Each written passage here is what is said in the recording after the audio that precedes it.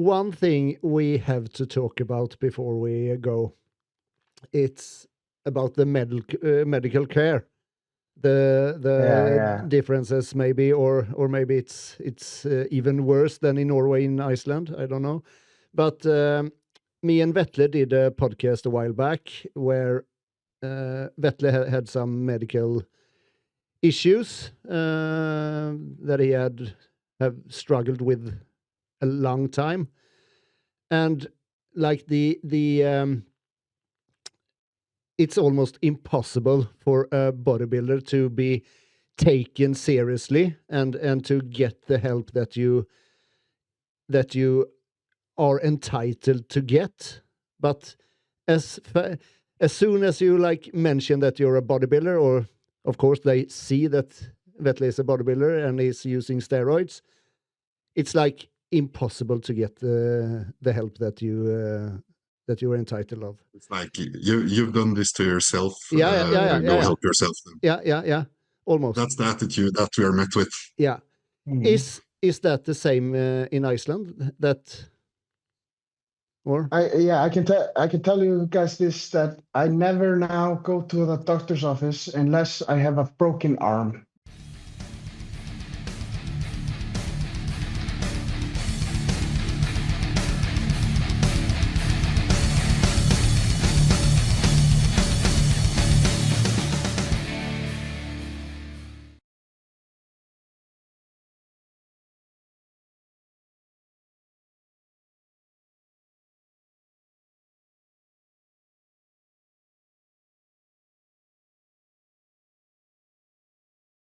All right, we are live. We are. And for any like new viewers, new listeners, this is actually the first ever podcast in Gymbros Podcast history that we're doing in English. So, really? Get prepared for some horrible Scandinavian accents here. Yeah, Scandinavian accents. Yeah, horrible. Anyway, for like regular viewers and listeners, you all know me and Vetle, but we have a guest today from Iceland, Omar. I can't say your last name. yeah, it's Omar Smári Óttarsson. Yeah. Wow. Please give us a short introduction and a presentation of who you are and what you do. Yeah. So basically, I'm 28 years old. I'm a bodybuilder here in Iceland. I've been working out since I was probably around 15. You know, ever since I was a kid, I was a fat kid. I always had those toys, muscular toys, Hulk and Spider-Man and everything, And my dad he was a fireman, and he was also in Afghanistan for a while, and he was a power lifter, did some powerlifting meets, and my mom was doing bench press competitions and was working in a gym, and I was always I was around that a lot, and it was like I always wanted to be like muscular, but I had no idea how to do it. So I remember I was when I was a kid, I was start writing my meal plan. I was like 1, and then I did an apple, and then 2, I did a banana. Yeah. So that's kind of how I started. And my mom was working in a gym, local gym that was like more like a women's gym, and I was seeing like how they were working out, and they were running up and down the stairs and doing cardio, and so I did the same stuff as the women. I was running up the stairs, like doing the cardio, thinking I would be muscular, doing that, and then just eating vegetables and nothing else.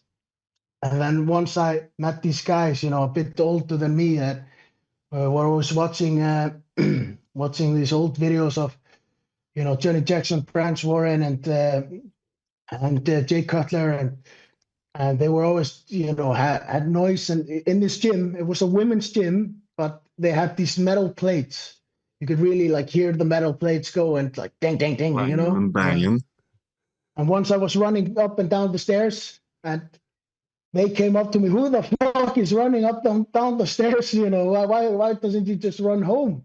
You know, and then they were like, hey, you. And I was like, yeah, get the fuck down and come and take bench press. And I was like, okay. And I was, you know, looking at them, and they were, you know, bigger than me and older than me. And I started, you know, lifting with them. And so my lifting careers kind of started being, they were, you know, squatting like 140 kgs, and I was squatting, you know, the bar maybe 60 kgs. But then I was like, you know, watching these videos with them, and we were lifting for like 3-4 hours, and I wanted to be like as strong as them. So sometimes when they had 140 kgs on the bar, I said like, okay, I'll try it. And they're like, no. and I either I took it or fell down. So this was kind of like the starting point of like how you know I would get stronger and lift heavy. And then I asked this guy, I remember what he said. I said, how can I get, you know, big like you guys? And he came and looked at me and I said, you know what? Go home. And I said, okay. And open your fridge. I was like, okay. And eat everything. I do that like 6 times a day. So yeah, I kind of start doing that, and then came this period of time we were working out, and we used to go before the gym, meet in this one guy house, watch a couple videos, and then go to eat, you know, get some pre-workout, go to the gym for 3-4 hours, you know, really lifting and taking, you know, 10-20 sets of everything. And then straight after, go to the shop. When other kids were stealing candy, we were stealing chicken breast. You know, like, you know, we didn't have any money. Yeah, we didn't have any money. So and then after we used to go to this one guy's house and cook chicken and eat.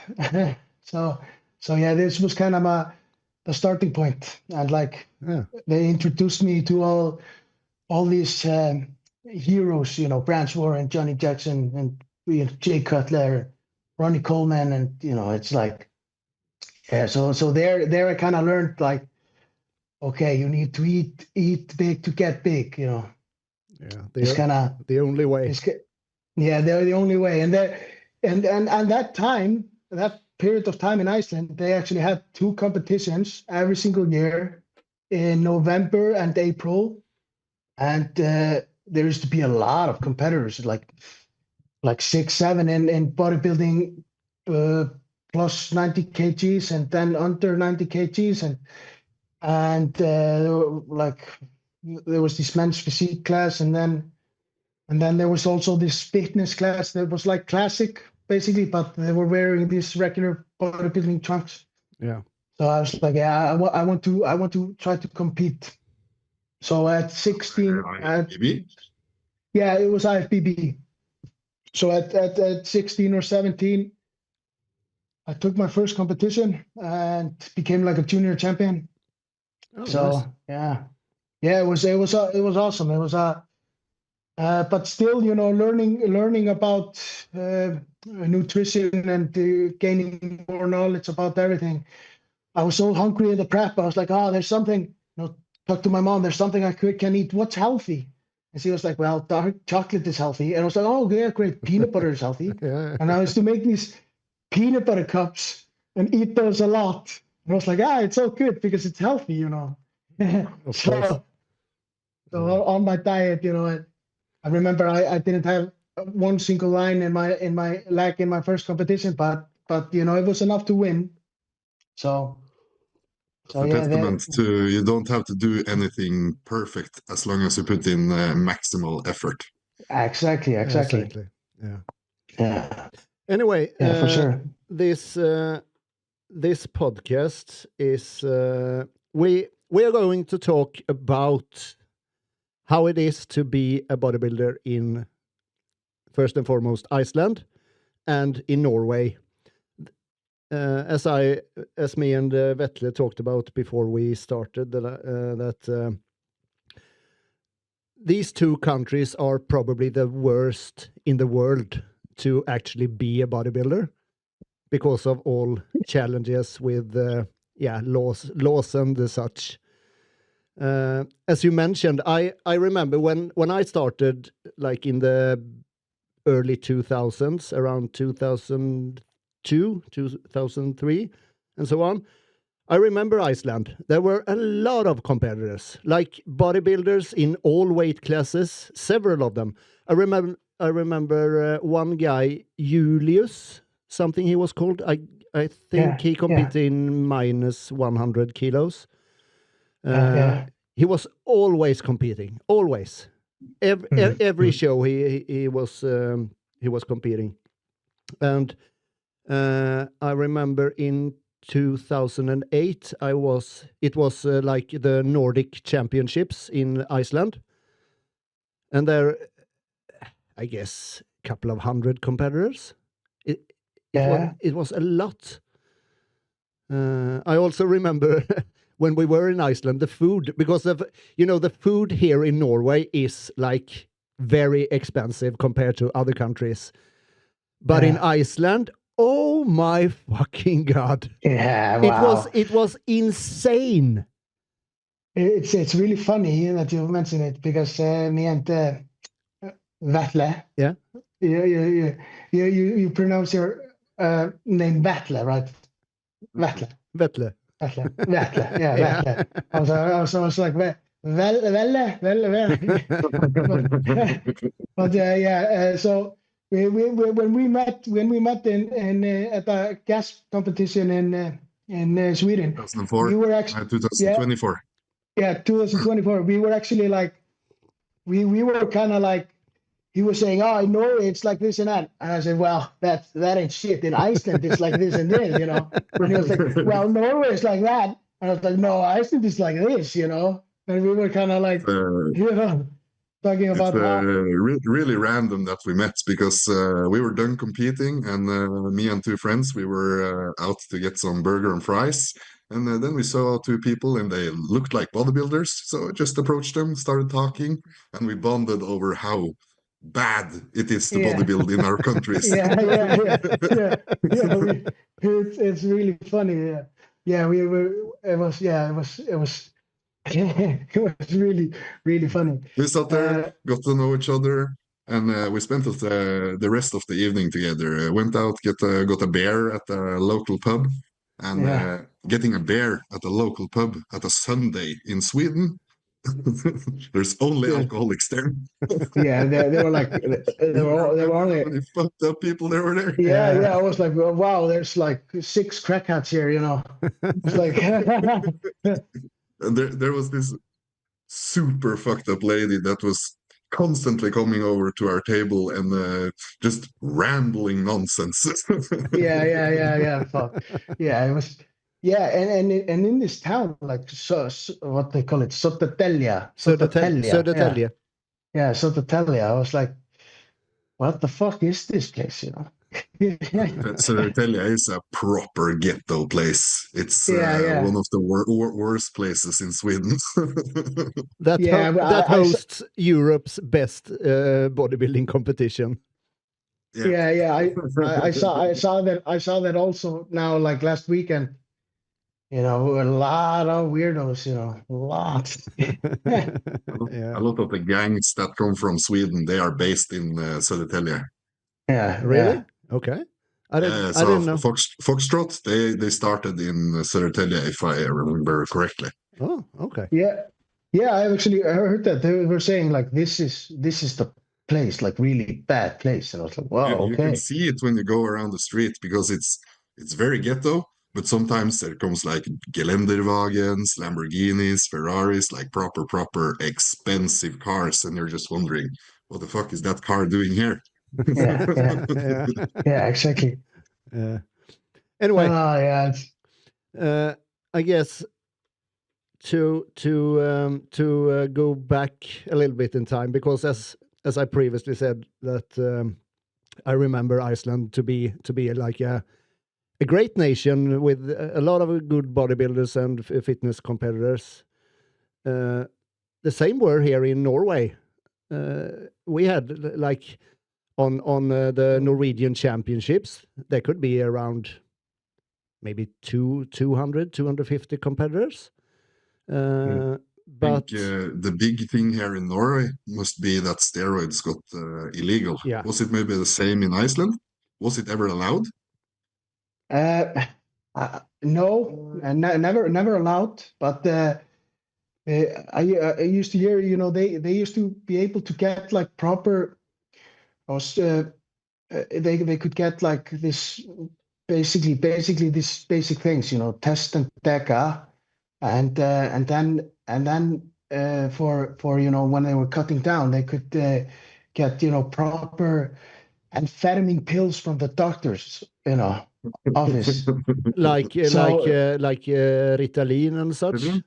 Yeah, so something like that. Okay. And like, yeah, like it was pretty crazy. Like some of these dudes, like John Paul, he used to compete in bodybuilding, and he did like World's Strongest Man, won that, and 2 months later he competed in bodybuilding in Iceland and was completely shredded to the bone. So this guy used to go take the assault bike or something like that, and into the sauna, and used to be like, like for an hour in the sauna on assault bike. Wow.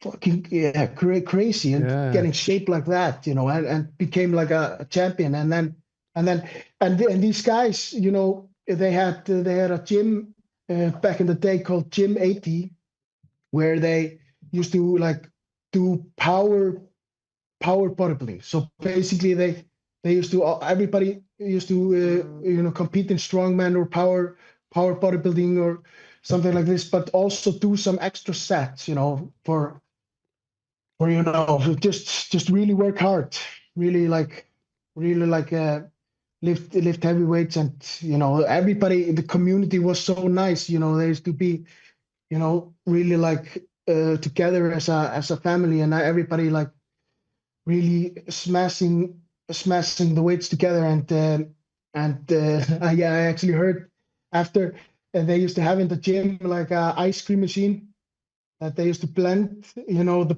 protein powder with it, and the protein powder was so thick they used to blend it in the blender, and it was like, but still it had like chunks in it of some protein powder. Yeah, it's crazy stuff. As Vetle said that when steroids got illegal here, then it all changed, because it all started back in 2013, I think it was. The police did like two big operations. They were actually called Operation Hush and Operation Stormfall, where they targeted like steroid manufacturers and sellers. And at this time, it also came a new law that forbid everybody to either have or use steroids. Up until that point, it was actually legal to have steroids for your own use and to use it. But after the new law came in place, it's illegal.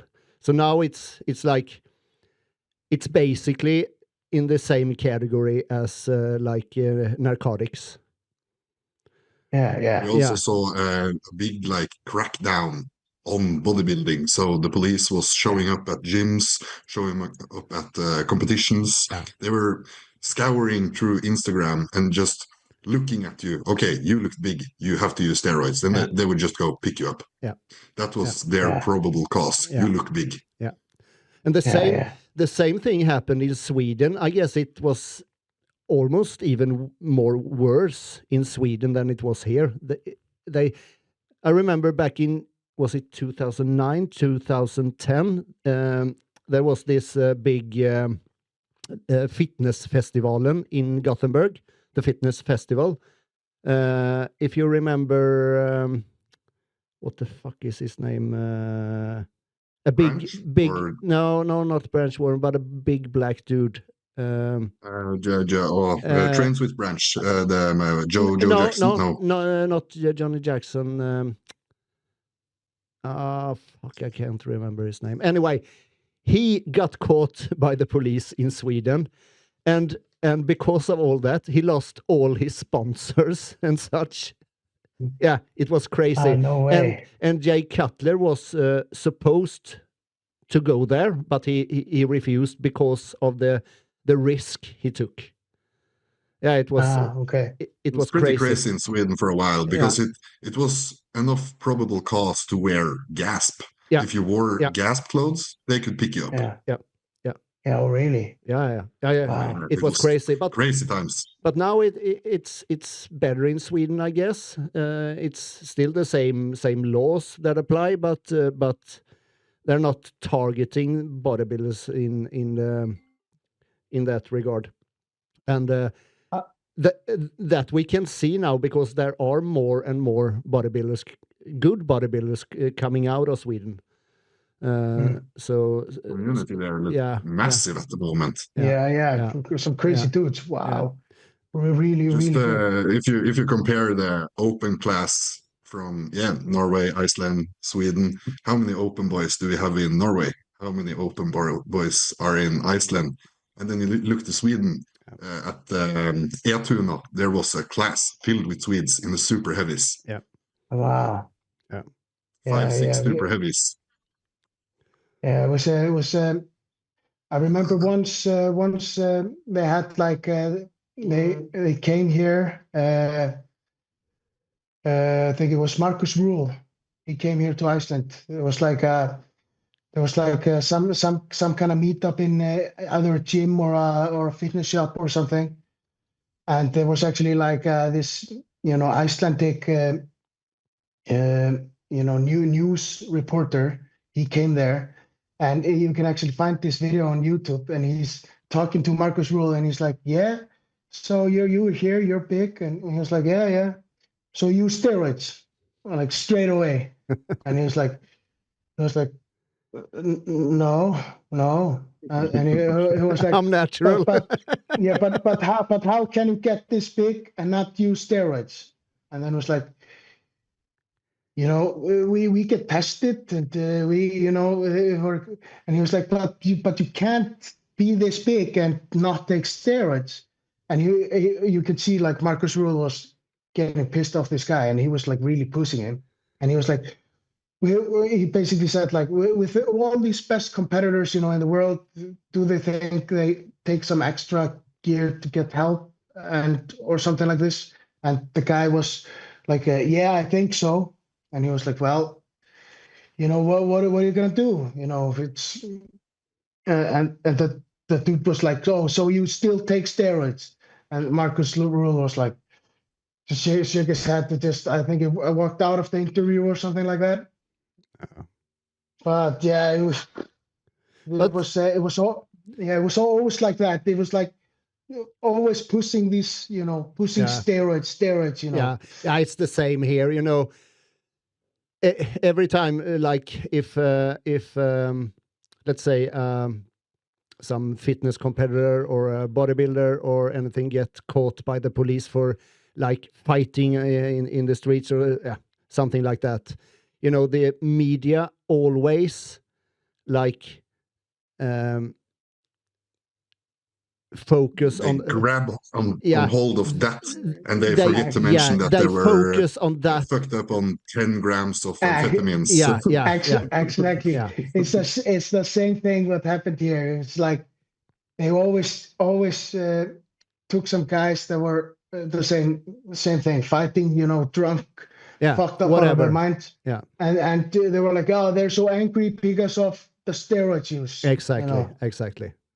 So but it's, and then came this point, they used to get this from like, I used to know about, they used to get some, from pharmacies. They were using like back in the day, they like these steroids for animals, and then came this period of time they started importing it in shampoo bottles. They used to take clean the shampoo bottles and put it in there, and import it, so it kind of got dirty as well, And I remember when we were talking at the restaurant, we were eating burgers. I was like, yeah, in Norway they have to sneak it past in trucks and stuff.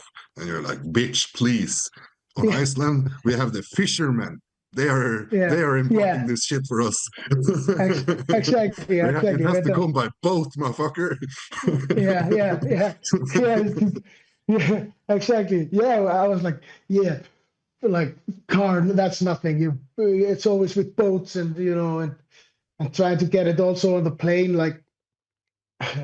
just I can talk from experience. I got kind of into met a couple of guys in the UK, and I used to go out there and train with them, and they introduced me to some gear over there, and I never thought anything about it. I was just bringing stuff home, and with my luggage and all that, and once I was taken at the airport, and they stopped me, and it's kind of fucked up story, because I had just broken up with my ex, and so they took and opened the suitcase and took all the gear and everything and put it on the side. Didn't even think about. And I was like, what? Okay. Did you have a lot or? Yeah. I had a couple packages. I had a couple packages. Of course. but yeah. So they used to take it and put it on the side and didn't. And then they start checking out the creatine and glutamine and everything. And I was like, what is happening? They took the gear and they basically said, well, if you have subscription, you can get it back. If not, then we have to take it. And while he was saying that, it was like a big, chunky dude, and he was reading on one of the packets, and it was clenbuterol. This helps you lose fat, right? And I was like, yeah, I can do that. How many pills should you take? I was like, I don't know. Start with one. I was like, oh, okay, I was looking at it, and I didn't get any fine from the gear. I got fined because I had the day before I had a meat. I bought a really nice tenderloin steak that I cooked, and I had some left, and it was raw, and I was like, I'm gonna eat that when I come home. I'm gonna cook it nicely, and I got the fine for that, but the gear disappeared. I was like, no, and so then I found out a bit later that my ex had called the security or the airport and saying I had been out because I was competing in the UK, and I was bringing back a lot of amphetamine and stuff, So yeah, it was That's what they were looking for. Yeah, they were looking for that, but it was kind of funny. I never got any fine for the other stuff. It kind of disappeared. So this has happened a couple times here. I've heard stories about if the cops have actually taken some stuff, or it is, if it's quality. Airport, I think they're mostly looking for drugs and bombs and stuff. So in my experience, if they find some gear in your luggage and stuff, they mostly don't give a fuck about it. They might even just leave it. Yeah. So it's bombs and narcotics they're mostly looking for. Yeah. For sure. Actually, Not that we are promoting illegal import of drugs. We are not saying that. No. No. Of course not. We're just talking from experience. Yeah. I just have. And I have never done that. I have never brought anything. No. Never. I just have to say I remember the name of the bodybuilder in Sweden that got caught. Tony Freeman. Yeah. So Yeah.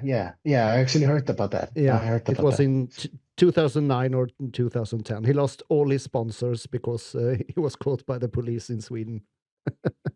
Shit. Now we Yeah. can't associate with you. Yeah. Exactly. But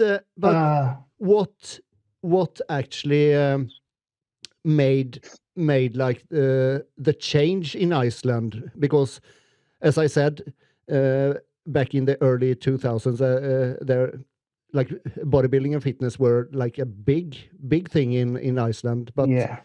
what happened that made it change? So yeah, I can tell you that. So we have this. We call them the dinosaurs because we have these old guys that are controlling the IFBB here in Iceland. Yeah. But they honestly they don't know the rules. They don't know anything. They have the judges are super teachers. It's like that. So they used to be coaches, and they brought their clients and competed, and their clients were winning. So bodybuilding was getting really big again, and you could see it skyrocketing. And I remember there were beginning to be a lot of coaches and a lot of competitors. We were like maybe in junior class, like maybe 8 competitors, and then yeah, it was like 2 times a year, and it was like always big thing around it. But they kind of got greedy as well. So when we had like a small expo, and they used to charge, they want to give like a protein powder for the first place, and these guys, were starting to get so much money out of it because there were many people coming to watch, and it used to be 2 days, 2 days these competitions. Same here.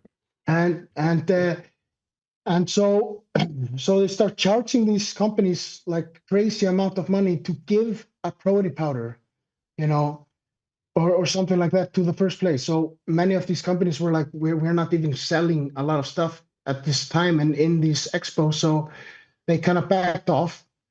And then the guys that were controlling the competition starts losing clients because they were going to another coaches that were going, and competing. And so they did a thing that they decided, and to do this in a place in Iceland, we have 380,000 people. So bodybuilding is, well, a really small community, Yeah. They said, no proof of anything or nothing. They said, we heard that these coaches are selling gear. So these coaches are banned, and everybody that's getting coached by these coaches are banned, for at least 5 years. So then it kind of dropped. Everybody used to like, we stop competing, and the shows got really small. And then at that time, CrossFit was getting big in Iceland. So people start competing there and doing that instead. So they kind of ruin it for themselves. They changed the place of the competition as well. So it went from being 2 times a year in Reykjavik, and 2 days, from once a year in Akureyri, which is a really small town up north, where it takes like 5 hours to drive. Whoa. And they increased the price of competing, and then they used to have it always in April at Easter time, and used to get like really big trophies and the Easter egg and stuff, and good photos, and there was videos and everything. But they took that all out. Trophies got smaller. They even sometimes forgot to write on the trophies. So you got the trophy, and you're like, there's nothing written on it. What did I win? Yeah, well, what is like? It's like I could have went to some shop and bought the trophy, So yeah, a lot of, and of course they were, fucking over people because we were having girls that were in like really good shape. Yeah, I remember. And they were losing to women that were prepping for like 2 weeks. And then came the wellness class, and they were like, wellness. It's a class. It's an off-season class. So they started bringing people in, well, just fat, competing there in the wellness because, and yeah, kind of they ruined it. These guys, these so-called dinosaurs, they ruined it. But then we tried. There was this one guy that was a coach here and really loved the sport of bodybuilding, and he had like this called Iceland Fitness, and it actually got like really famous for. He was bringing a lot of these women competing in figure and model fitness and bikini fitness in like Arnold Classic in the US and doing a lot of cool videos and around it. And he actually talked to the NPC when they split up, wanted with the IFBB and wanted to have a show in Iceland. And they had actually 2 shows in Iceland that were really successful and really nice shows. Urs Kalsinski, he won his pro card there. I Yeah. didn't know that. Yeah, no, me neither. Whoa. Yeah, it was like, actually, like at that time, I was competing in Olympia Amateur in the UK with the 2 pros pro. They're great. They're fantastic guys. That's the ranger there is. Wonderful. You people. can talk about greed in Iceland. Holy smokes! 2 bros takes it to another level. Yeah. So I remember I met this German photographer, and he told me like, there's this young kid, he's competing. Also, you should link up with him. His name is Urs, and we were actually backstage, and we were like eating cookies and talking. And it's such a nice guy. And I was telling him about the competition in Iceland, and he was like, "Oh, okay, yeah, I want to do that." And I also would like to, meet Hafthor. And I said, well, he just opened a gym there, so we can definitely meet him. And so he decided to do that show. And I remember he told me like, I'm gonna try to get my pro card there, and I said, well, not if I have anything to do with it, and then he won his pro card there, and became like a superstar. But yeah, another thing I want to say is a really nice guy. I haven't talked to him for many years, and I was at the Arnold Classic in the UK a couple years back. And he's like fucking, a superstar, and he had huge line and everything. And I was walking by, and he was like looking at, he's like, Omar. I was like, hey man, hey. And he walked out of the line, and he came and hugged me, and I was like, oh, great to see you again. And I was like, oh yeah, you too, man. Go back in line, start being a superstar, So yeah, really humble dude, one of these like guys that are uprising but still manage to be humble and a nice guy. So yeah, we had these two shows, and then what happened is that the guy that was having it had some I think kidney problems or liver problems or something like this, and nobody it kind of dropped out, and we haven't had a show since, a good show like that since. But do you have any like IFBB shows now, like in the spring and in the fall?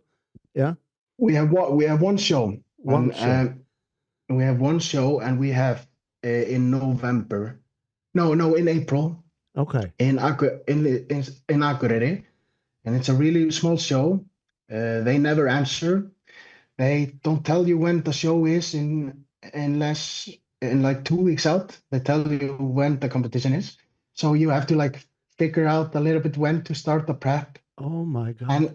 And now the last time I said to my guys that I was coaching, I said like, I was coaching my little brother as well. He was wanting to do a show for the first time. And I was like, well, you guys are never going to do that show again. This is now completely, this is above crazy, because we went there, and I had this guy that I was working with for a whole year, and he improved a lot, and he was doing men's physique, and he was his shoulders gotten so much better, and his chest and everything, and much fuller, much leaner.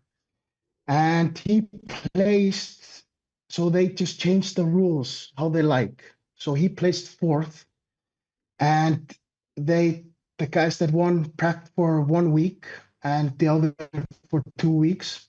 So they were just soft, and they basically told him that they were looking more for a healthier look.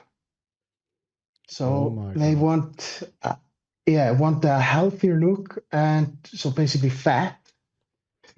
And I was looking at the judges panel, and I saw Zumba teachers from some local gym, and so it's like I said to him, it's not worth it doing this anymore, because they were trying to get feedback as well, and they told him, well, you should get a coach that can get you in the position where you need to be. That coach is me. Yeah. So I was like, need the money, and then you'll win. Yeah. Basically, what they were saying. And I told my guy, he was so he was so heartbroken, and I said, hey man, we're gonna go for a show in another country. This isn't right. I'm gonna show you how shows are supposed to be. And he was like, okay, I'm up for it. So we went to Benvidere in Spain, and we squeezed him into bodybuilding minus 70 kilograms, and he got like super diced, really lean, and really dry, and he was like best shape of his life, and he won, but was the only one in his class, but still won, and he was like super happy. And I said, like, okay, let's do a show in Sweden the weekend after. And he did that as well, and won again out of 3 guys in bodybuilding minus 70 kilograms. And he said, like, wow, our show's supposed to be like this. A lot of like... That was a big realization for me as well. Going from Norway and competing in these shows, like, I've never really had a good experience here in Norway. Going to Sweden, different fucking ball game. Yeah, but that show in Sweden is like exceptionally good. It's like really good. One of the best in the world, I guess. Guys, I can tell you, like, this show now, they had never had as many competitors. No. And I was looking at everybody. Everybody was on. Yeah. The standard has gotten high. Yeah, I was like, this is. It's a high level competition, like really good athletes. Yeah. And you can see like I think it's so good. Like when I started, compete in other countries, I saw the standard, and I was like, okay, this is the standard. This is what I need to work on. This is what I need to follow, and this is what I want my clients to follow. So people are seeing guys here, and they are, big, but they are really, really, really small fish in a really small pond, Yeah. But they look big, and people say like, "Oh, you're ready, you're ready," and I'm always hearing that, and with my athletes as well, like, "Oh, you're ready, and they go and say like, "Hey, Omar, they're saying I'm ready." I'm like, nah, you're like 70%, maybe 70. Yeah. You can always get harder, always get drier. Yeah. And then they see the standard, and I think it's good because a lot of these Icelanders think that pro card. We have actually, I've heard guys talk about getting their pro card, like, oh, I'm gonna go there and get my pro card, and it was like, dude. You don't know. It's the same here. Everybody's gonna get a pro card. Yeah. First prep ever, going for the pro card. Yeah. Everybody. Yeah. But road to pro. Yeah. But a couple of questions. So basically, what you're saying is that the IFBB in Iceland self-destructed. Yeah. Consumed by greed. Yeah. By both greed, and they don't they don't even know the new rules. They have like they don't know anything. They don't follow up on anything. But do you or do ICE the IFBB, when you have this competition, do they send like competitors to like European championships or world championships and such? No, they used to do it. They used to do it back in the day. You need to ask them to. Yeah. Like me, when I decided to do my first show abroad, I was competing. I competed like 4 times naturally, and was like really young and wanted to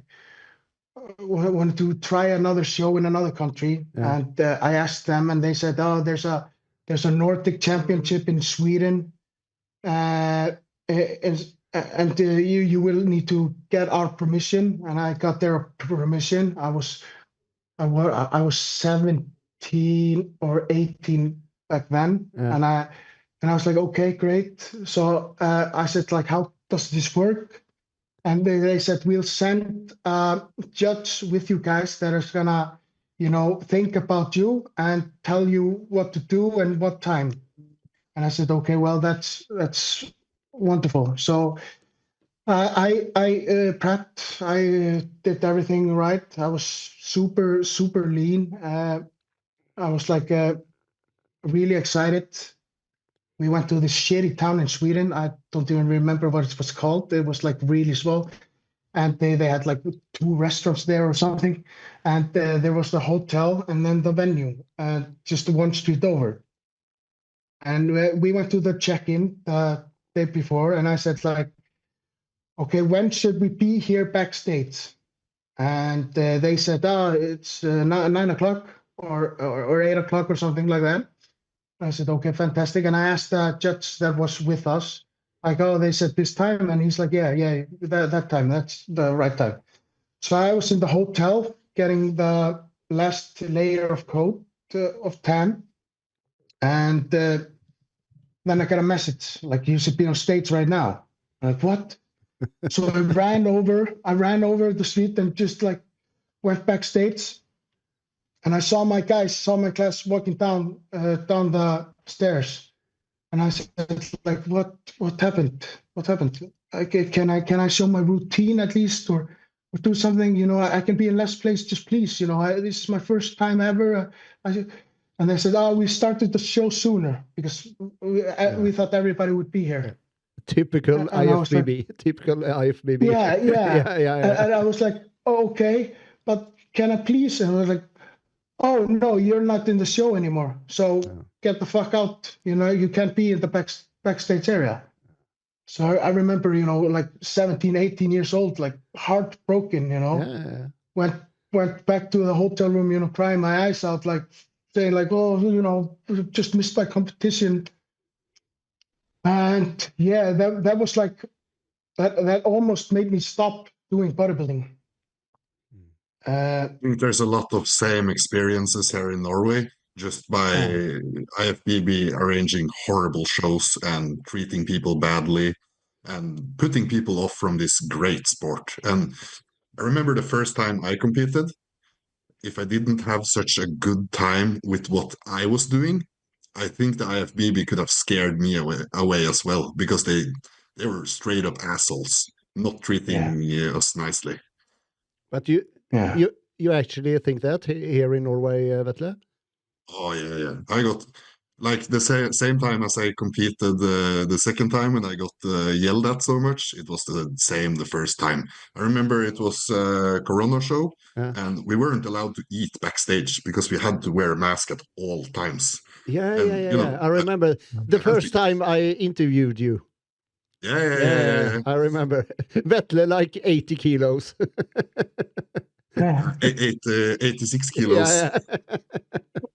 How heavy are you now?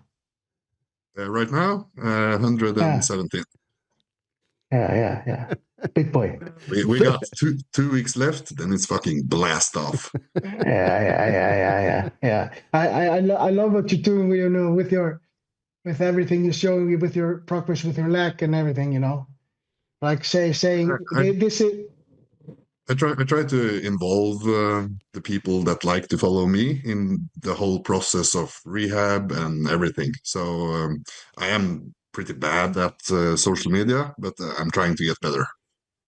Yeah. Me too, man. I was like, first I was always like, second take, trying, and I was like, why am I trying so hard? Just talk, just do something, Be And yourself. Be yourself. yeah, Just do be, it. exactly. Just fuck it. Nobody cares. Nobody's like, looking. Exactly. It's like, That's a realization you get as you get older, that nobody gives a fuck about you. No. And you can take that as a negative, or you can take that as a positive. I choose to look at yeah. it as positive, and I can just do whatever the fuck I want, and nobody gives a fuck. Exactly. Yeah, I love that. I love it. I've been doing the same thing now. Like after I just pushed everything away and said like, why not? Why not? And Everyone's so then obsessed with themselves that yeah, they're not really thinking about you. They're not thinking no, as much about you as you are thinking about yourself. yeah, yeah. Exact. Plus, Yeah. True. So true. yeah, I yeah. remember. Plus, I think, yeah. Go ahead. Um, with the podcast, in the beginning, like the first 2 years maybe, I was so concerned of what I had said in a podcast. I could go several days and think about it. Oh fuck! Why did I say that? Why did I say that? Blah blah blah.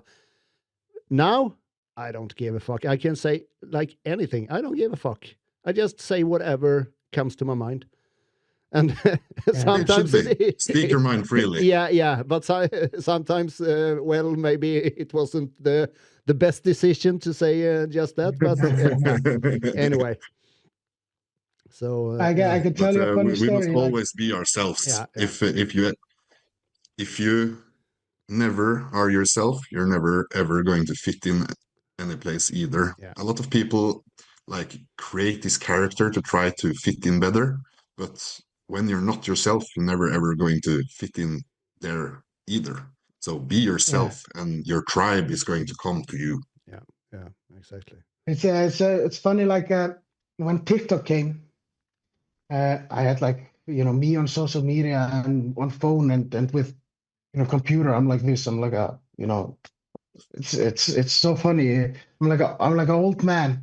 But like TikTok came and I was like, oh, okay, cool app. Was watching something, and then I saw like this video of and I'm talking about, I've been competing in shows like upper in other countries, and doing really well, and for my sport, and it's never been talked about. Icelanders, do a lot of. We have really good MMA fighters, boxers, dancers. Never talked about. Nothing goes into the news. This one time, TikTok came, and I was scrolling, and I saw this funny video of a guy telling a joke on English, and I told the joke in Icelandic, and that was my first video, and it got blown up. I'm talking about blown up. It was in the news. It was in like, and everyone was like, oh, joking, feminist joke, and everyone's like, okay, Omar, what you need to do now is, because you can be really famous in Iceland, you gotta be the joke guy. You gotta be like, you gotta nail the steel while it's hot. And I was like starting to make some jokes, and I was like, do I really want to be known as the joke guy in Iceland, or do I want to be known as the guy that's really good in my sport? What I love to do. So I kind of like deleted the video, but only this like one video got so blown up, it went everywhere around Iceland, and I was walking down the street and people like, oh, can I get a photo with you? The joke guy, it's like, yeah. But then something else happens, and if people forget, like every single weekend, it's like, it's so about the news today. It's never about athletes or performance or anything. It's about who's fucking up the most in life. Yeah. We have a lot of the same culture here in Norway in the media that it's only the mainstream sports that get any media coverage. So that's like what's it called? The skiing, the langrenn. What's that in English? Yeah. Cross country. So cross country, football, handball. That's about it. Like any other sport doesn't get any media coverage. No. Yeah, So we have same here. Olympian that have lived in Norway and no media outlet wrote about it. Oh, it's crazy. When Maureen won Bikini Olympia, nobody talked about it. No. And that's the biggest fucking show in the world. It's fucked up. It's fucked up. But it's crazy. They hardly talk about Hafthor here, and he's doing amazing things. Hardly talk about him. Really? But yeah. But yeah. I mean, in the media, What? He's a fucking superstar. Probably don't want to write about him because of the sport he does and what is involved in the sport. Fucking crazy. Yeah, exactly. But like it's mad. Like when you are a bodybuilder in Iceland, is the like police like watching you, so to speak? Yeah. They are. Yeah. A lot. Yeah. It's especially, I think it's also the way I look. I if you have a little bit of muscles and like I have a tattoo or something, I'm already a criminal. A really bad dude.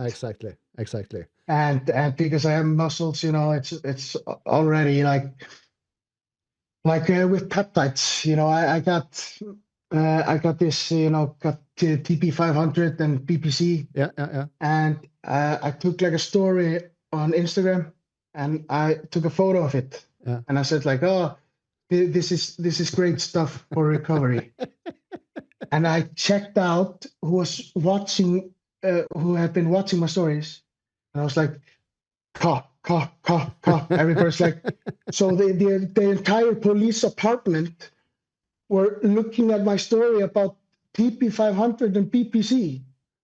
I was like, we are like, Iceland used to be so safe. We used to have, nobody used to lock their doors, nobody locked their cars, kids were sleeping outside, everything. Now we're having stabbings every single weekend. Some crazy stuff, but somehow the entire I've had actually the police wait for me going out of the gym, to get a talk with me. Like, oh, what are you doing? Finishing the gym. Okay, where are you going? Home.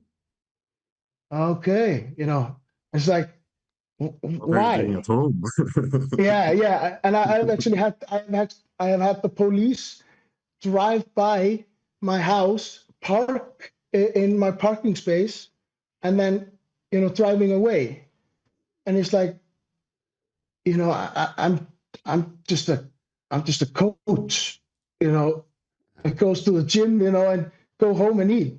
What the fuck, What are a bit like that in Norway can be as well. Like if I am out driving a car, they can sometimes I think they just search my number plate and they can pull me over.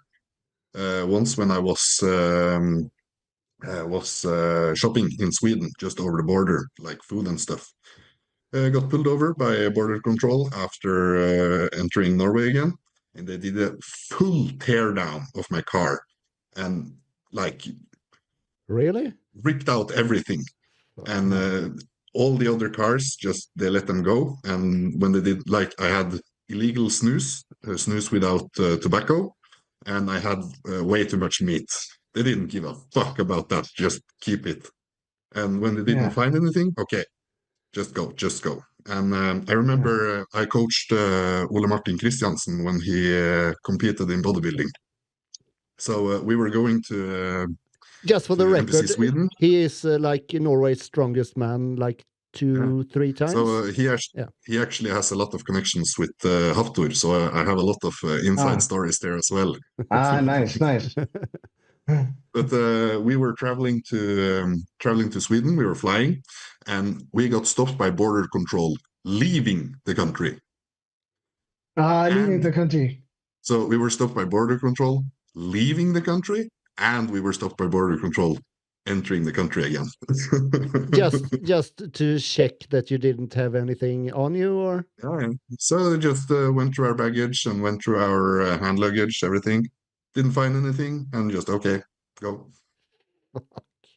This has happened also here when 2018 we were a team here competing at the Arnold Classic in Ohio, and one of the guys there called Eyþór Melsted, he was a good, really good powerlifter, a strong man, and he was gonna compete there, and he got stopped, on the way out of the country.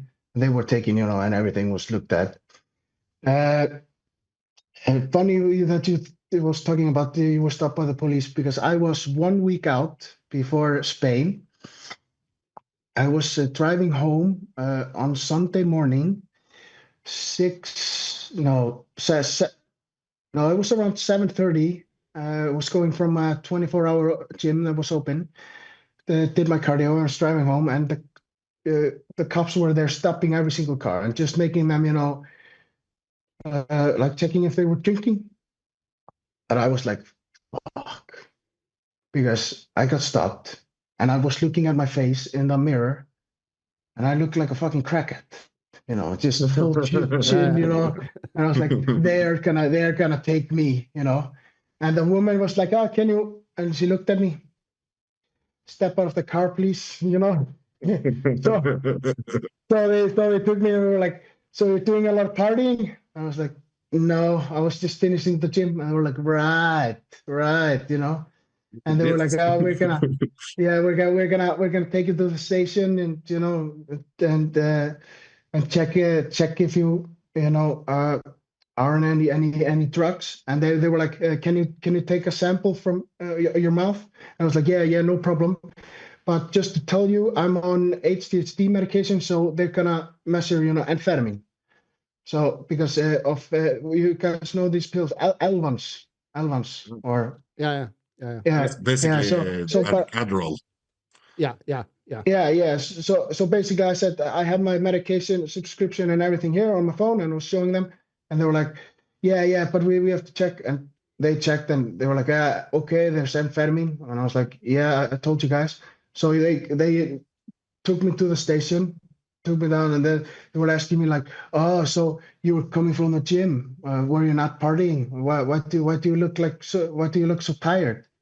And I was like, because I'm on really low carbs. I mean, I'm really tired, and I'm kind of pissed off. I said, because you guys are making me angry now, And so they took me to the station, and they were like, yeah, needed to call a women's doctor in to take the blood sample. And then I was wearing a tank top under, and I was wearing like my gas hoodie.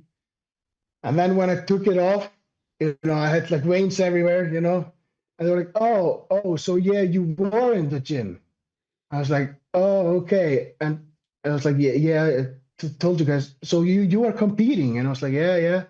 And the woman was like gonna take the blood sample, and I was like, yeah, there's no problem for you to find the vein now. And she was like, I just have to say, these are one of the best looking veins I've ever seen. It was like an old lady taking the blood. I was like, oh, well, thank you. And as soon as they were taking the test, they started like asking me like, oh, what competition? How does it work today? And because nobody knows anything about bodybuilding and competitions here now in Iceland, because it's it's not talked about anymore. But how many like roughly active bodybuilders, fitness competitors are there in Iceland as of now? So that are competing in other countries, I would say we are maybe 2-3 girls and 2-3 guys. That's Yeah. it? Yeah, that are like active competing in other countries. But Yeah. there are some guys that are competing still in Iceland, but I would not call them like they do a prep for 4 weeks and they come soft, and it's not even it's not even a competition, No. So Wow. yeah, so it's like we still don't have any male athlete as a pro, but we have had 3 women that have were pro. One was in figure, one was in bikini, and she actually made it to the Olympia. Oh, okay. She was never talked about. No. Margaret Gunnar, she was really, really good. Yeah. And yeah, so but the other girls have just stopped competing. I have this dream, of becoming the first Icelandic male athlete to become a pro, and I'm like always working on it and always trying to improve. And I'm actually like moving to Spain so I can focus more on improving and doing better. I am the only like I have competed 2 times like in the overall for a pro card. Okay. So yeah, it's like I think I'm actually like the only guy that's doing something about it. Trying to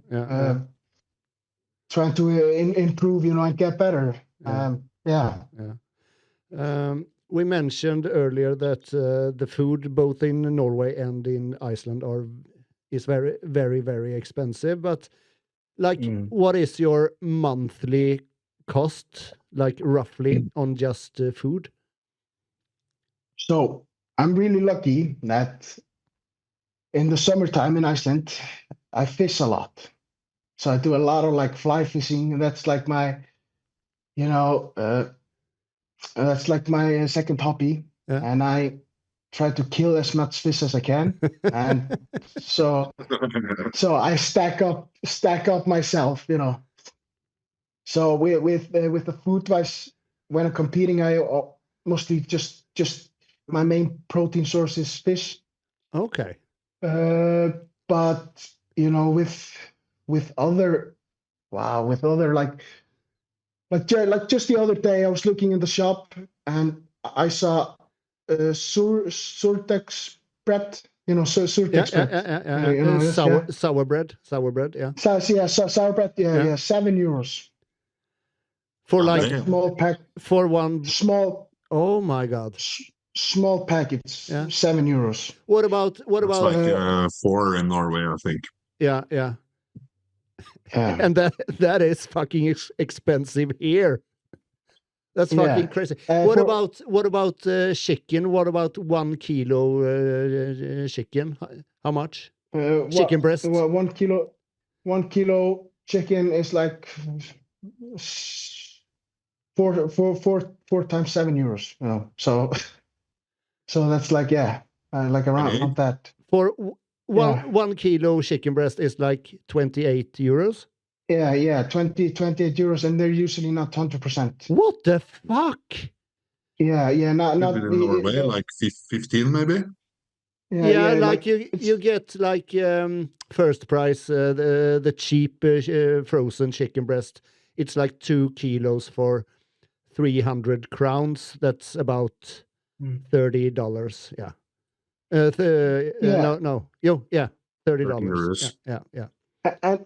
And we are having this, it pisses me off so much because we are having this problem now. Like our fish is our wealth. We have more fish than,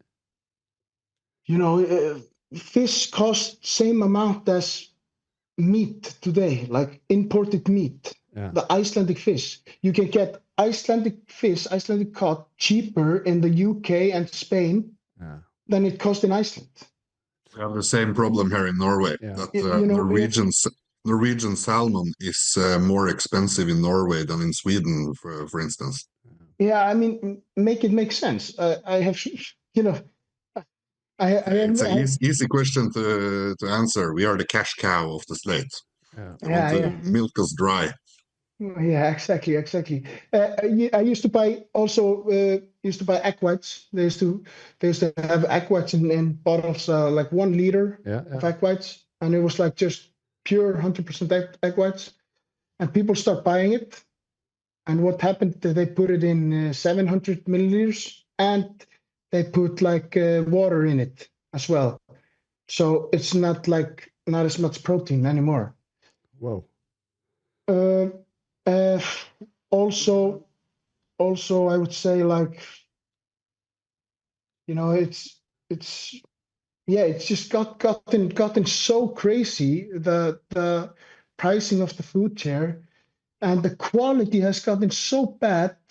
And also you have to, like, I bought beef mince, and it's like 16% fat, up to 18% fat, and they said, like, in the package was like 500 grams, and in one package like 250 and 250. And I was like, can I eat 200 grams of it? And I opened the package, and I was like, put it on the weight scale, and I finished the entire package, and it was 195. Yeah. Same thing here. So Same it's thing like, here. so I was like, A lot of the same thing here. and then I took the other package in the, in the packaging and everything, and it should be 250 grams, and it was 245. I was like, come on, this is criminal. This is like, you're just, this is theft. You're stealing. It's like, Both food manufacturers, they hide behind the rules that it's allowed with a percentage of up or down, but it's never over. It's always under, and if it's under the percentage, you don't get your money back or anything. You can just go and deliver it to the store where you got it, and you'll get a new one. But that will also same have too there. little. So what's the fucking point? Exactly. So you're Uh, getting fucked in both ends. yeah, and there came a new tax now. It's not a tax. They say it's not a tax, but so they said they're going to lower the gas price of gas, but you have to pay for every kilometer you drive. So we were like, okay, they're going to lower, and I thought straight away, people in Iceland are really, really like really fast for getting things. So I said, like, I give it 2-3 months, and they will up the gas price again. So they lowered the gas price, and it was like 2.5 months, and they upped the gas price, and had the kilometer for every kilometer you drive. So it's getting so hard to live here, that we are having like people around 40 plus years old living still in their parents' house. Whoa. And yeah, they say, oh, you get so much more money paid, but compared to how everything is getting so much higher and more expensive, it's like you pay your rent, you pay your car, and there's like nothing left. Nothing left. Yeah, it's really hard. I everybody I know is doing something on the side, like a lot of these girls I know, they're making nails on the side, to get a little extra, and it's just to survive. If I didn't work 2 jobs here in Norway, no way in hell I can do this sport. With Yeah. one job, with just one income, no chance. No fucking chance. So you have to hustle. Yeah, What is definitely. the what's it called in English? Gjennomsnittslønn, Vetle? GDP? Nei. Nei. Nei, faen ja. What's the median Average income? Average income. Average income. What's the average income in Iceland?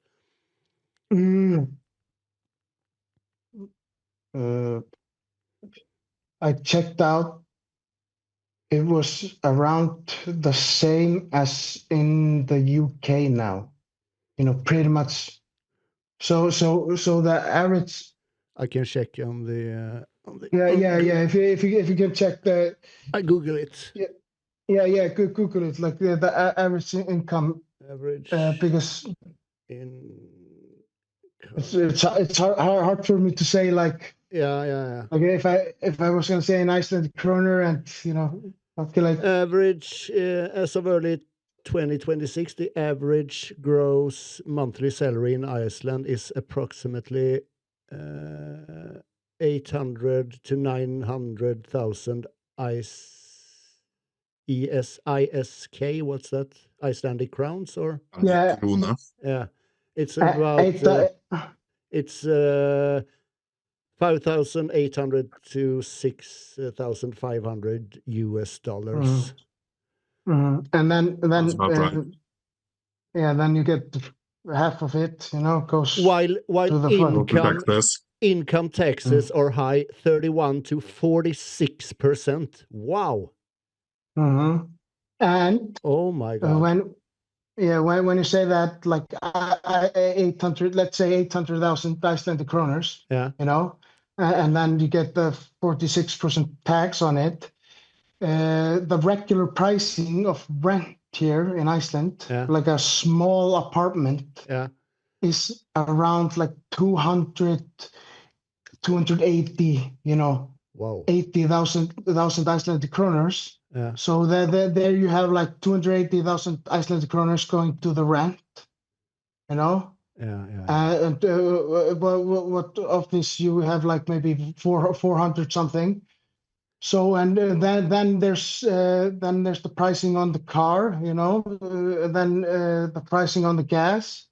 Then you have to buy food. You guys can see there's nothing left. No. There's nothing left. That's crazy. Wow. Yeah. And even like small things like I used to like always buy the same oats. I used to take these oats, really cheap oats, always in the same store at the same time. When I was going every week. And once they increased the price, it was like 90 kroners. Up to like 199. So they didn't increase it to 100 or 105, but all of a sudden, like, one day 199, and I was like, "What? How is this allowed?" Maybe we should. I've seen a lot of that in Norway as well. Yeah. But here in Norway, they kind of sneak the prices up, just increase it like 1 krone every week.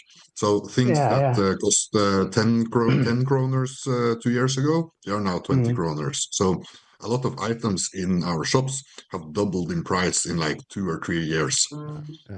Yeah. But maybe we should stop complaining, Vetle, because it's fucking more worse in Iceland. Yeah, guys. I told you it's like this is why like me and my missus are really thinking about like we're thinking like there's nothing for us here. There's no future. Like in the winter time it's always dark, it's always cold. In summer we have our best summer days are like 12 degrees, and we get like 4 or 5 days a year, that are these summer days. And you can see like when it's 8 degrees outside, you can see the guys like wearing their shorts, going to the pub, like wearing their glasses and everything, like wonderful day. And I'm saying like we have, thank God we have our apartment here in Iceland that we bought at the right time, so we can rent it out. We can get a little bit extra on the side. Then with my coaching, I won't even need that much to be in Spain. So it's like, I was telling my missus like, is this even a question? What do we want in life? Because she's working like crazy. She's just like goes to work, goes home, sleep, gym, goes to work. It's the same thing, here with me. Like we just work our asses off, and we can't put anything on the side. We can't. We just have our shitty ass car, that drives us from A to B, and it's all good. It's enough for us. But we just want to spend more quality time together and to like be happier in life. Just want to be more together. But it's like people are not able to raise their own children because they have to work so much. So I was saying, like, we would go to Spain and be in no more pain, and then and then if it doesn't work out, the worst case scenario will come back to Iceland. Exactly. What is the worst thing? Yeah. You have nothing to lose to go and try it out. Yeah, exactly. Exactly. One You're thinking about Alicante? Sorry? Alicante you're thinking about, Omar? Yeah. So I spent a month in November. I went to Marbella, went to Malaga, Benalmádena, Murcia, and Torrevieja and Alicante. And where I found I would fit me the most was Torrevieja. Just the pricing and like also like the community and just like chill area. So I thought, this is the spot I want to be, and good gyms. So we're gonna do that. I'm actually leaving end of this month. So great. Yeah, it's gonna be good. And it's hard with the gyms here also. What is the age? How old do you need to be to go to the gym in Norway? 15, 16? What is that? How old? How old? Yeah. I think you have to be 16, or you could get a parent's signing off permission. Yeah, permission. Yeah. And you can get in a little bit earlier, maybe 13, 14. Yeah. Okay. They lowered the age here. Okay. Because they want more money, so they lower the age to 12. Oh my God. So now the gyms are stacked with like kids, and you are trying to work out there, and it's really hard, and like nobody putting their weights, back, and it's a jungle. It's a complete jungle. It's so hard just to get a good session in now today. Yeah, they occupy the equipment and just like play around. Yeah. We're talking about like 8 together, and you're like, hey, how many sets you got left? And they're like, we just started. Okay, so how many sets? We just started. And just do something, like okay. And so this is, and also the mindset like of the kids today is when I was young, I saw some big dudes, and I wanted to learn from them. Like what did I drop out? There was like I got a call. You're here. We can hear you. Okay, I good. see you. So yeah, I was trying to learn like new things. I was like asking like, so how do I work better on this and that, And I try to bring a good environment, to these young kids, and like try to like how I say, like talk to them sometimes and say like, hey, so what are your goals? Like, what bodybuilders do you follow? And just a couple of days back, I was speaking to this guy, and I was like, well, what is like your favorite, bodybuilder? And he was like looking at me, and he was like, me. And then he was like taking the tricep, and he was like, I'm so huge, and this is the mindset today, and I go like, how how can you? I have never looked at me like this way. I would love to like experience it at least once, maybe, But this is You like, got the commander confidence. yeah. It's kind of funny how it shifts, Yeah.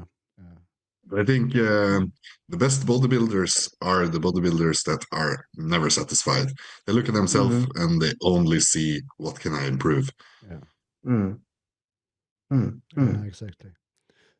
What do you think is the future of like bodybuilding and fitness in Iceland? So I heard some good news a couple weeks back. I don't know what's true about it or if it's going to happen, but they were thinking about, there's this guy named Hjalti Ursus. He's a known guy here for powerlifting, and he loves the sport of just lifting weights and powerlift, and he's always gone to every expo in Arnold and taking videos there, and he talked to like Jay Cutler and all these guys, and he talked to the NPC. He wanted to bring Jay Cutler in it and have like Jay Cutler Classic like in Iceland. Okay. And wanted to have like a huge expo, and he wants to bring like Sam Sulek, and he would love to bring Samsung, and and he has done this once before, many years ago. He actually got like Marcus Rule, Ronnie Coleman, Jay Cutler. Okay. And it happened many years ago. Now he's really trying to do it, and he said like he's aiming for next year. Then I met him a couple days back, and he was walking out of the gym, and I said like, okay, so how's it going? I would love to help as much as I can, and if you guys need anything, just let me know. And he said, well, we have every single one of them are excited about it. They want to do it, but there's no place that's allowing us to have it. And I said, really? But you would bring a lot of people from other countries, and a lot of people in Iceland will go and buy tickets, and he's going to have like an MMA fight, and he's going to have a boxing fight and a powerlifting meet, and like a huge event, for like a whole weekend. And they just go, no, we don't. So there's no arenas that will allow it? No, they don't like it. They don't want to have bodybuilding. Oh my God. Yeah. But and what about is it like for an event like that, is it difficult to get like sponsors and stuff like that? Yeah. Sponsors. Only thing about sponsors in Iceland, they call themselves sponsors. Yeah. But you just get 50% discount or 20% discount, and that's your sponsor deal for anything. And if you want any like sponsor help with promoting something, people don't want to do it. But there's one thing I see happen every single weekend now, and that is like they are having some parties in some pubs or something, and they're having bingo nights or pub quiz nights. Yeah. And they go and ask companies to give, and they're giving iPhones, and they're giving this, and all these like special help, and that's no issue, because it involves in drinking and partying and having a lot of, but something around, I think just something around health and fitness, and it seems to be like so hard. I don't know why, it's really sad. It's really sad. Yeah. What about it's pretty weird how it's become like people associate just drinking and partying better and almost like healthier than bodybuilding. It's pretty crazy. Mm. Like if you talk to someone here, like maybe they hit the town 2 times a week, get fucking wasted. But if you tell them that you do bodybuilding and you are using steroids, they'll be like, "Oh my God, you're going to die when you're 40 years old." Mate, you are doing way more damage to your body Yeah. with the lifestyle you are living.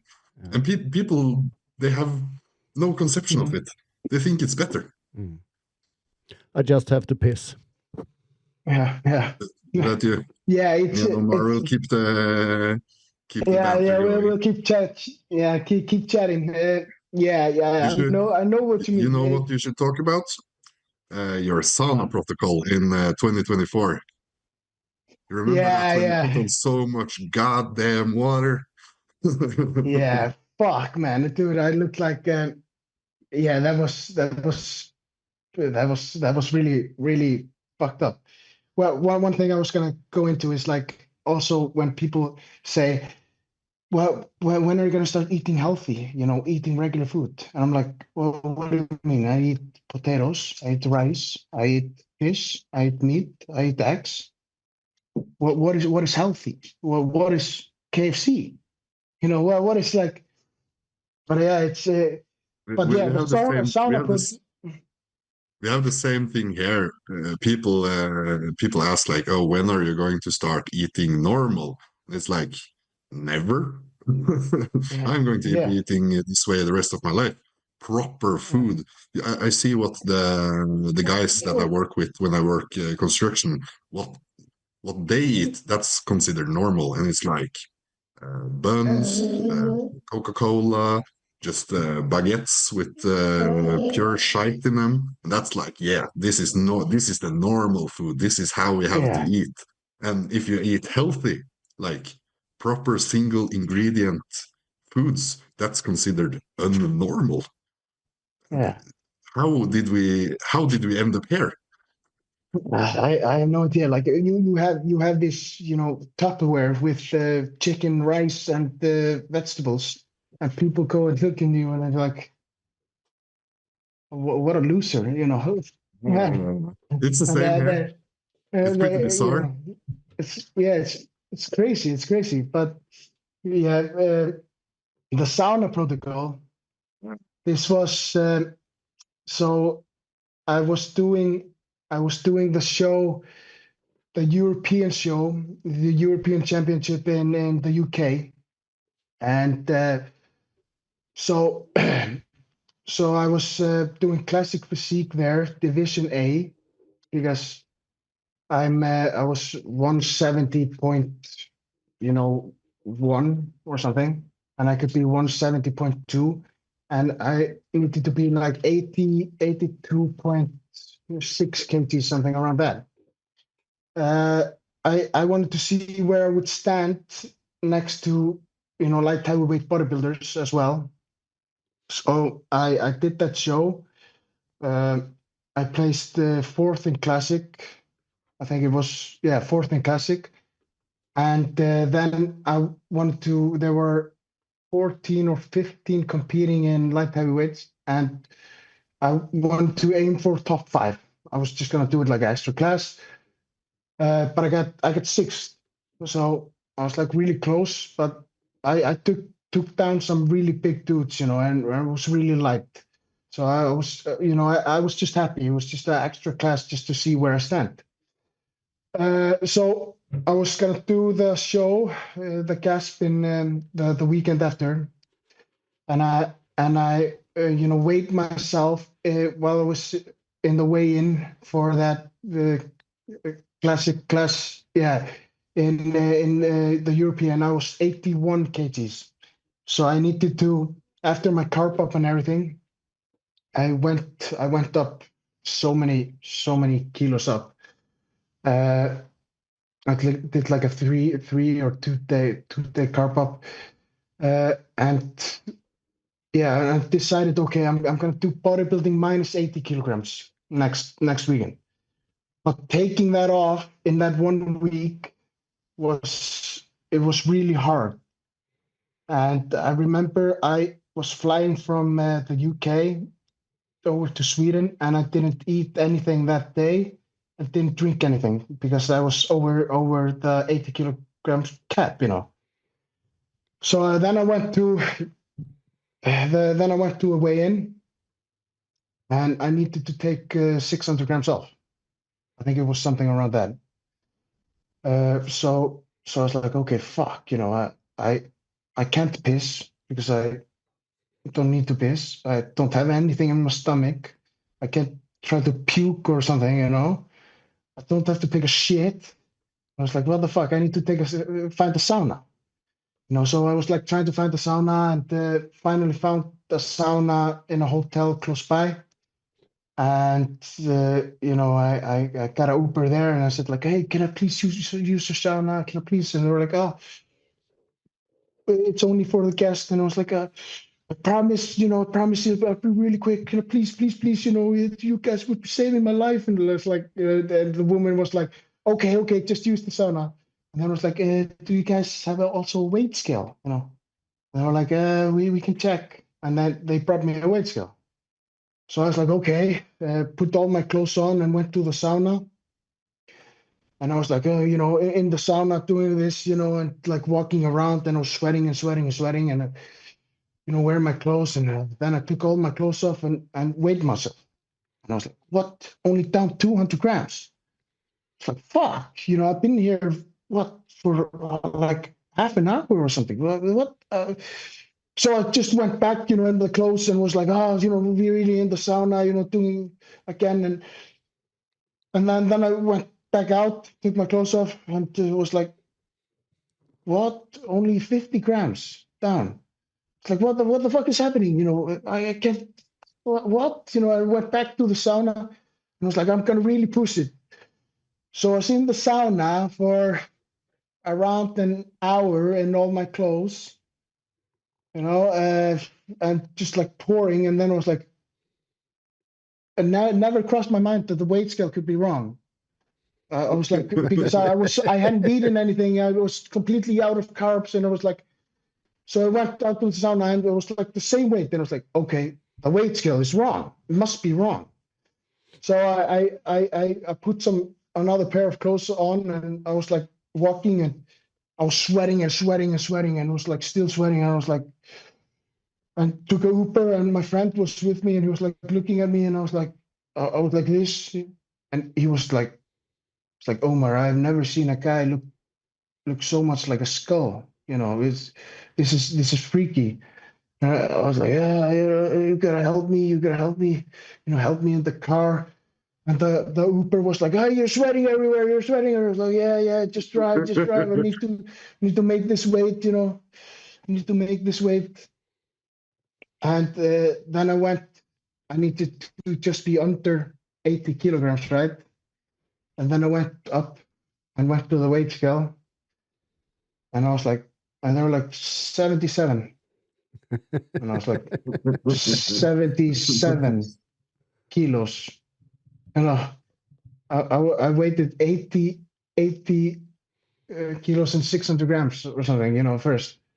And this was like, okay, so I made weight, and I was like, gonna pose and just felt everything, and I was like, you know, I need to get something in me, you know. And my friend was helping me down the stairs, and was helping me to this place where we're gonna buy some chicken and rice, and you know. And then I was like, oh, you know, start drinking and eating, and he took a photo of me. I was like flexing like this, and my arms were like, there was like no fullness in the muscles, and just the bicep was like, it was like gone, Flat like a pancake. Then I was so flat, and so I started eating, I started drinking, and you know, and I felt much better. And then I fell asleep. And then the day after, we were aiming for like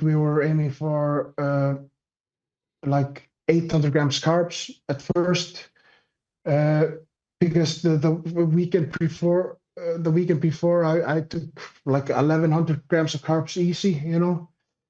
But then I was eating and drinking, and I wasn't peeing anything, you know. and I just felt me just getting like tighter and bigger, and like, and then I just felt my face was getting like swollen, and I called my buddy of mine, and he was like, dude, yeah, you just drink more, you know. And I was just drinking a couple more liters and eating, and it was like, oh, you know, something's wrong.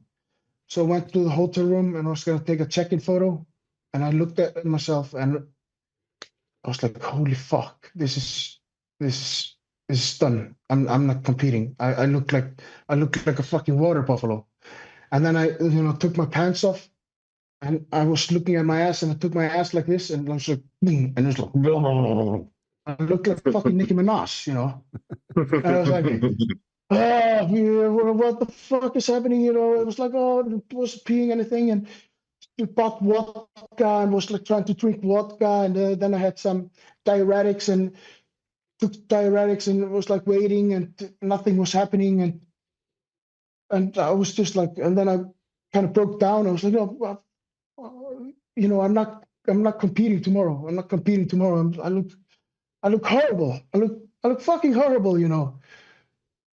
So so this was really, this was kind of early. I didn't eat anything else.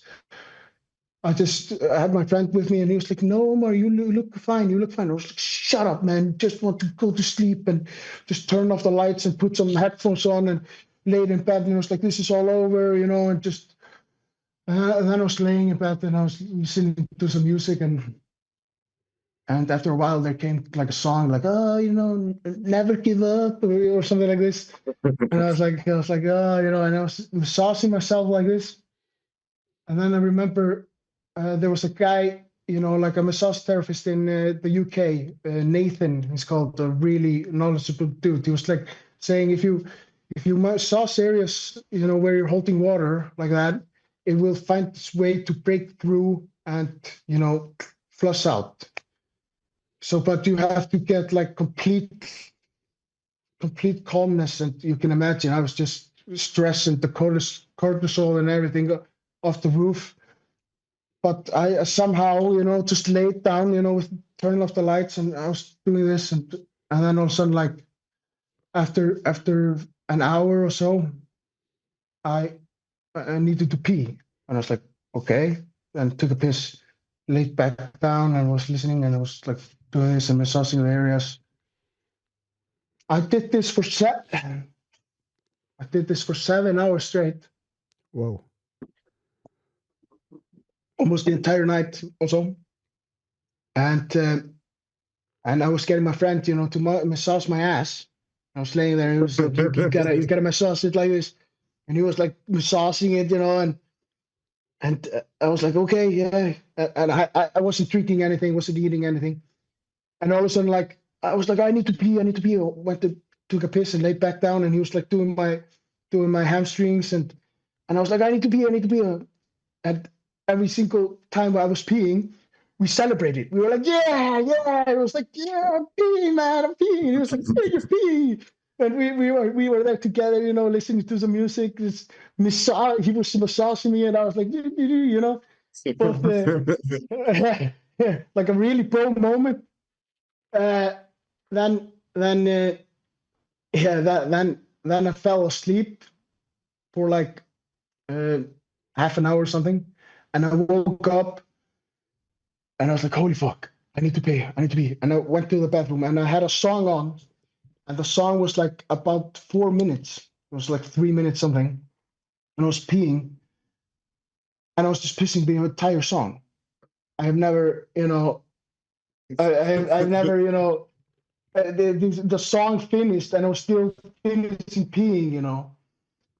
And I looked at me, and, you know, start squeezing my legs and start touching myself, you know, and I was like, I'm getting harder everywhere. And I like took my pants off, and I was like, yeah, I see veins, you know, you know, it's like, fuck yeah, you know, I'm gonna compete, you know, and something's happening. And then, you know, the stress was completely gone, and I just kept on doing this the entire day. And the day after, I went to the tan, and I was just keep on doing it. And I didn't even look that good while I was getting the tan. I was still like took some check-in photos, and I was like, I'm a bit off. And and then I went to and then competed in the classic, and I placed third, and I looked okay. I was pretty happy just with how I managed to take the shit off, and then the bodybuilding was a bit later, and I was just laid down again, and I was still like massaging, and then I went to bodybuilding, and I remember when I was like pumping up, I could see like I'm way drier. I look much better. And they were saying like when I went on stage, they were like, how did it change so much? Between these classes, he looks way better. In bodybuilding, way better. And I won that class. So I think if I would have looked the same as I looked in the bodybuilding class in the classic class, I would have won that also. Yeah. It's The look you crazy. had in bodybuilding, that was fucking crazy. You looked like you were inside out. Yeah. It was like, yeah, it was fucking. It was mad. It was. I was just like the things you can, because I started like in my mind. I was saying if this can go on me so fast, there gotta be a way to take it off. In similar amount of time. Yeah. It has to be. Yeah. And I think also after the stress levels went down, and after I've been massaging everything, and the diuretics did their job as well, and everything starts working smoothly. Yeah. So yeah, it was good. It was yeah. quite This is a right. really good testament to never giving up, because you were ready to give up the day that this happened, and then you fucking won your class, and you got a gas sponsorship just by not giving up. Yeah. It was like, and plus like you go to a show and you have like you think like everything's I have no idea where I'm gonna place because of everything what happened. And the same amount, the same thing happened this year. Like last weekend, I was so sick. The after I came home from Spain, I had this infection in my throat, and it just couldn't talk, and was trying to pose, and was like, and tried to call the doctor's office to get antibiotics, and they was putting me on hold for 2 hours, and I was like, oh, please, no, okay, I have to go. I said, okay, I will go because I have my clients, and my friend was also competing, and like to see what happens. And then I went on Facebook, and I was like, dude, I need antibiotics. I need the codeine, I need this for my throat, And there was like a really sweet Polish lady that came by my house and brought like a goodie bag of stuff from Poland. She was like, you can't find this stuff here. I was like, here you go. And I started taking that, and I actually started because I needed antibiotics so much. I found like antibiotics for my dog. I started taking like the antibiotics supposed to be my dog, because I was like so desperate. I just need something to help me with this. But I was really watery. I was holding a lot of water, and it was like a horrible look, and I couldn't even pose, and I just was really sick, and I was like, okay, I got these antibiotics. I'll take them now. Maybe if I will then stop them, my digestion will be a little bit better, and then I will probably get sick again. And that is exactly what happened. But like, so I traveled, and I drank only like 1 liter of water and two cups of green tea, and then ate like 100 grams of chicken. And I, just because I had no idea what my weight was, I had no idea what will happen in the flight, what will, I didn't want to take any chances. And after the flight and after the travel and after everything, I was there, finally at the place, and my mom and my mom came from Spain, and my brother from Iceland to surprise me there. And I was like, hey, hey guys, and, it was really beautiful moment. And so yeah, we went to the weigh-in, and there was like so many athletes, and I still no idea how I looked. I hadn't taken any, checking photos in the morning or nothing. And I was like, okay, told my brother, hey, can you come with me? I just want to check on the look a bit. Went outside, took my clothes off, and we took a couple, checking photos. And he was like looking at me, and he was like, I said, what? Okay, show me. And I saw the photos, and I was like, wow, okay, this is way better than I thought. Fantastic. And then I decided, okay, I will do classic if I'm in the weight cap. And I've actually grown taller now. I was 171.6. Last year I was, the year before that I was 170.2 centimeters. How does this happen, My first prep, I actually shrank 5 centimeters. So I'm usually 188 off season normally, and when I was competing the first time, I measured in a 183. Oh my God. I shrank down 5 centimeters. Yeah, well, it's something, why is it? It's just with your. I think it's fat under your heels, under your foot. It's Yeah. water between your discs, and also I think your cushioning in your spine gets more compressed by the weights you are using, because you don't have as much cushioning on your body to absorb it. Yeah.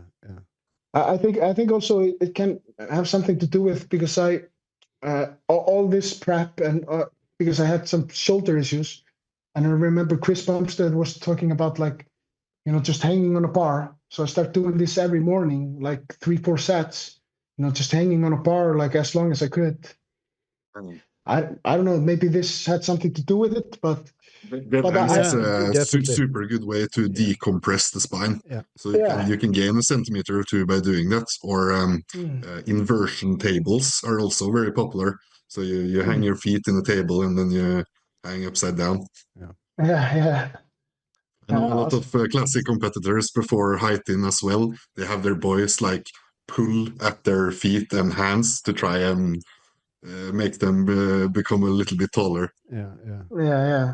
So some have their hair way up. And Oh, yeah. That as well. Do you remember that Andreas Dam told us when he was at, I think it was EM or VM, that he has like very spiky hair, and they stopped with the measurement on top of his hair. Yeah. That's right. Yeah, I remember. One thing we have to talk about before we go, it's about the medical care. The differences maybe, or maybe it's even worse than in Norway and Iceland. I don't know. But me and Vetle did a podcast a while back where Vetle had some medical issues that he have struggled with a long time, and like it's almost impossible for a bodybuilder to be taken seriously and to get the help that you are entitled to get. But as soon as you like mention that you're a bodybuilder, or of course they see that Vetle is a bodybuilder and is using steroids, it's like impossible to get the help that you're entitled of. It's like you've done this to yourself. Go help yourself then. Yeah. Almost. That's the attitude that we are met with. Yeah. Is that the same in Iceland? I can tell you guys this, that I never now go to the doctor's office unless I have a broken arm, and they put me in they can put me in the thing, and then I get out. Yeah. Sometimes even I've had to broken wrist, and I just tried to fix it myself because of the stupid things, that are here. But with the blood test, like I can tell you a story that I went once, and I was like, I need to get my blood work done because I think something is wrong, and they were like, no, you're good. And I was like, no, I think something is wrong. I need to check on my liver and kidneys, and and they were like, no, you're young, you're good. And I was like, please, can you like, can I get this blood test done? So they didn't want to test you, your blood? Yeah, they didn't want to test me. Oh my God. And he said no, but wait just a moment. And he said to me, and I was like, oh, okay. And he came and brought up paper, and was like, can you answer a couple of these questions for me? And I said, like, okay. I thought it was something about maybe the blood test. Yeah. First question was, do you feel sometimes down?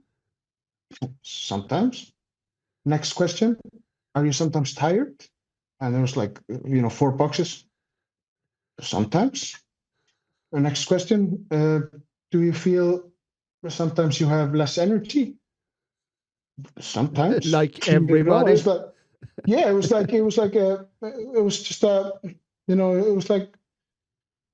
do you feel like sometimes, sad or something, or like extra tired or something like this, and I said like, and there was like, you should write, and I said, yeah, in the winter time, it's dark, and the guy took it and he's like, yeah, okay, I can see you have a light depression. You need vitamin D. And I was like, oh okay. My God. So what does that mean? I am going to write you a 6-month subscription on depression medication. What the? And I was looking at him, and I was like, "Are you talking about Ceftrol?" And he was like, "Yeah, because every single one of, like, every other man in Iceland is on fucking Ceftrol." And I said, "Well, they only work in like 60% of the time, right?" And he was like, yeah. And you go down first, and then maybe you go back up, right? And he was like, yeah. And it destroys your manhood, so you can't get a heart on to save your life, right? And he was like, yeah, you gotta say goodbye to some things to feel better. And I was like, I have a girlfriend. She's gonna say goodbye to me, if I can't do anything, So I was like, no, I don't want this. Yeah, you should do this. And I said, no, I just want the blood test. And he was like, you know what? I'm gonna write you the subscription. I would recommend you go to the pharmacy and take it out. 6 months. Write the subscription. It's on you now. It's fucking crazy. And I stood up there, and I was like, is this done? And he was like, yeah, you can go now. And I paid and went away, and I did not get my blood work. I just got this medication that I didn't even want, Oh my God. So I didn't take out the pills because, I had tried them before, and it completely shut my manhood down. So yeah. This is, and I was actually, doing a research, and they're taking a very big chance because, it goes like this. If you're feeling so horribly down, and it takes you further down and maybe brings you back up to a little bit higher level or same amount. Yeah. But if you're a guy that's thinking about killing yourself, and they put you on these pills, they're like playing Russian roulette with you, because let's say you go down and you won't even go back up, you're gonna do it. You're gonna, and a lot of the studies have shown that people actually have committed suicide while they're going down on these medications. So why the fuck would they do that? Oh. So next time I went to the doctor's office and decided to get the blood test. And then I was like, okay, I'm gonna get this fucking blood test done, you know. So I went there and I said, like, I want a blood test. And she's like, no, I decide if you need the blood test or not. Why do you want the blood test? And I was like, I want to check out my system and I want to check out my hormones. Have you taken steroids? And I was like, yeah, it has happened. And she was like, no, then you're not gonna get blood test. And I was like, okay, I'll tell you what, because everything here in Iceland is about Facebook and social media and coverage about, I'm gonna write your name down on Facebook and make a huge text talking about how you are not gonna give me help me with my doctor's appointment to check out my blood test because I am dying. You know, I am dying. I feel I'm dying. There's something wrong. I have to say this like that. And you're going to be accountable for that, for my death. You know, I had to just be like this to her. Yeah, let's just get your blood test done. That's fine. You know. And I was like, why do you need to do this like this? You know. But in Iceland, do you have to get the blood test? Do you have to go to the doctor to get it?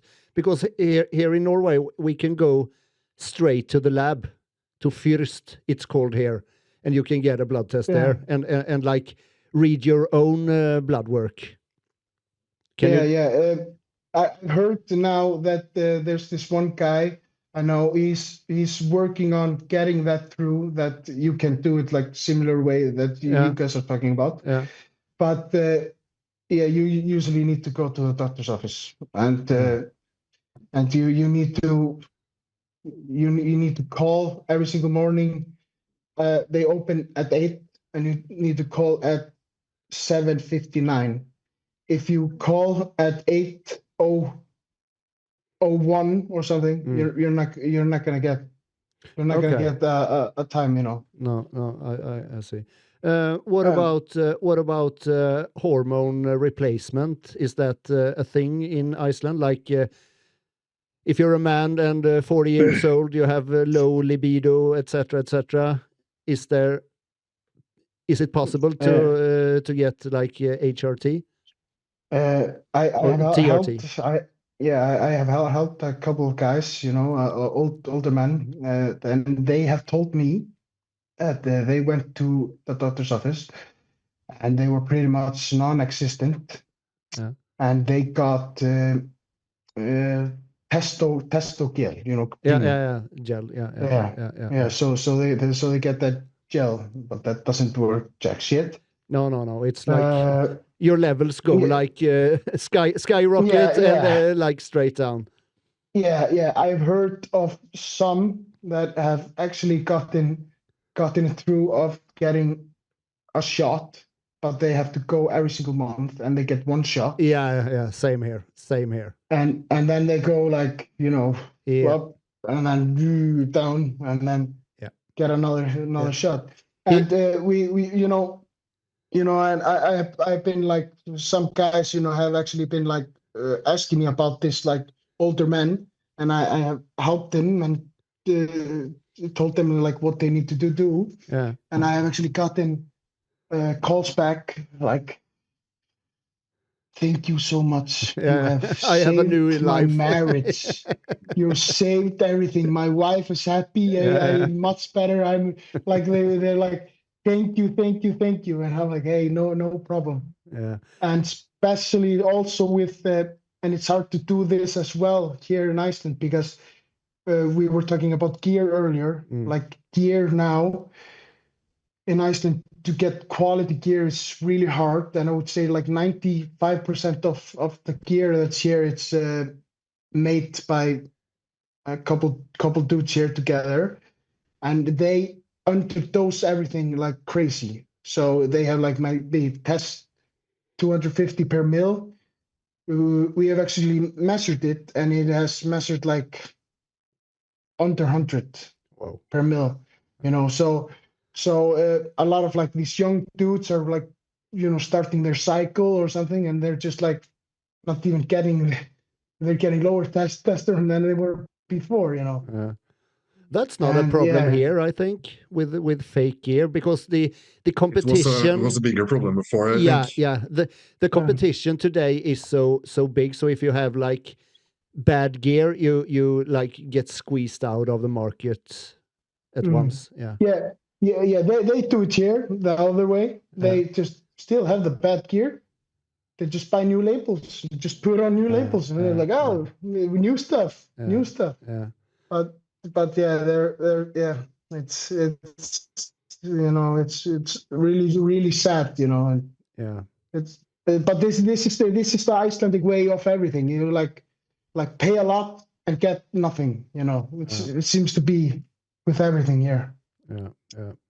Are there a lot of private health clinics in Iceland? No, Or private I would doctor not say clinic, so. I could say. Yeah, I mean, So yeah, in Norway, we have like they're Dr. Drop-in, Aleris, what's called Volvat. Volvat. Yeah, we have a lot of Yeah. private like doctor clinics, and so there, if you are willing to pay a little bit more for healthcare, you then you get real good help, and they are more. They are much more willing to help you if you're a bodybuilder or whatever. So a lot of folks I know go directly and pay a little bit extra and actually get help.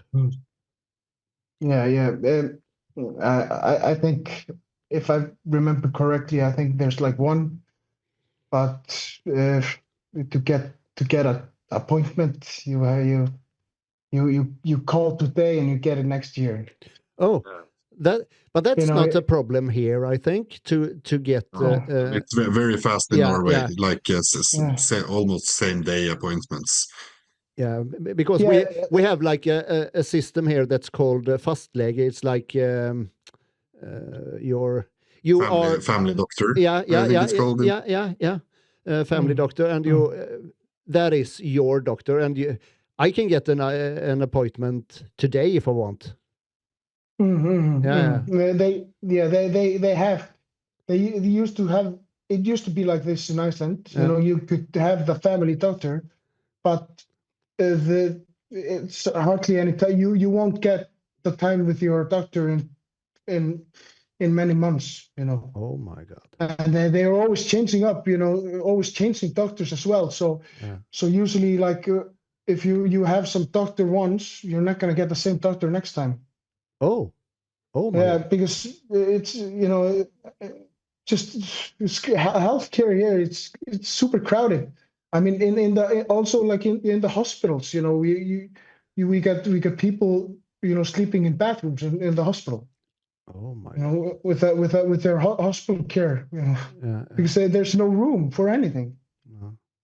But if you go to the doctor, is it expensive or do you pay a small amount and the rest is covered by the like? Yeah. I would say, if you get this, it's not that expensive. If you go to this, if you call in the morning and you get this appointment, like let's say you call at 8 o'clock and you get this appointment like 4 o'clock at the daytime, you just get a small amount of time and you can just like ask one question, basically one thing, and for that you don't need to pay that much. Okay. But still, I think it's a bit high for even that. Because I went to, when I was in Spain, and I went to the doctor's office and I had like the card, that healthcare card from Iceland. I was like, okay, what do I need to pay? Oh no, you have the card. I was like, oh really? Okay, thank you. And I got, but Iceland, if you have the card even from another country and you have this, healthcare card, you still have to pay a little bit.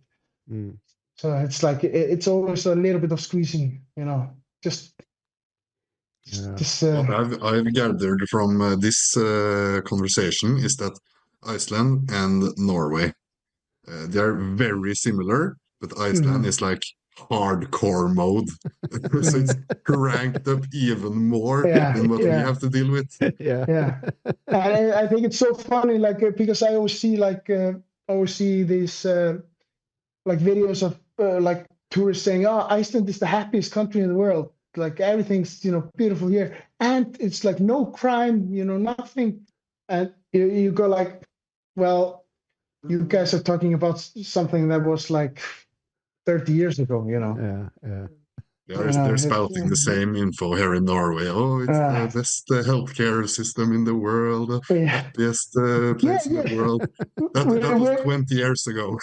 Yeah, we're always best at everything. We're always like best at everything, doing the right things, and our bosses don't even work that well, It's nothing, it's like, but still we're doing everything completely right, and we're doing it our own way. But sometimes we need to follow the Nordic way of other lands, and but this is hard. One of the nice things I have thought about coming up in these types of countries is that you learn to handle hard. So when you go to Spain, or when I've been thinking about Sweden or Spain myself, when we go there, bodybuilding is going to be so fucking easy. Oh my God. Yeah, I mean, yeah, everything, life, just so much easier.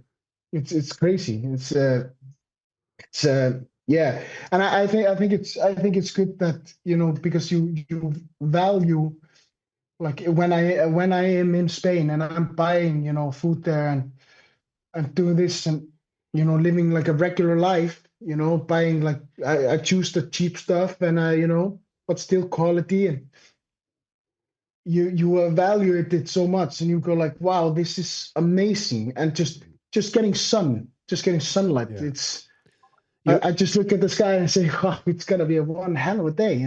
You appreciate life much more. Much more. Just going out for walks, going out for walks, I appreciate that so much more, because going out for walks here, sometimes we have like a storm. So it's like, they call it like, nobody should go out for a walk now today. And like, say like simple things in life. It's called like, Agreed. Really nice and interesting conversation, this, Omar. It was a pleasure to have you on. Yeah, the pleasure's all mine. It's I've been like looking at your podcast, and really like what you're doing, but can't understand anything. But still, cool stuff. Well, thank you, I guess. Anyway, now me and Vetle can relax a little bit and appreciate what we have here in Norway, because it's no longer the worst country in the world to actually be a bodybuilder. For sure, definitely. Great, thank you so much for today. Yeah, awesome. Great to see you guys. Talk to you guys. Very nice to catch up, Omar. Yeah, it's been way too long. Way too long. We when I go to Spain, you have to come over, and I can also like come over to Norway, because it's going to be cheaper to fly than all this. Yeah. Oh, when you move to and get settled to Spain, I'll come over for a trip. Definitely, that'd be awesome. All right, that'd be awesome. Thank you, guys. Talk to you. See you. See you. Bye. Bye.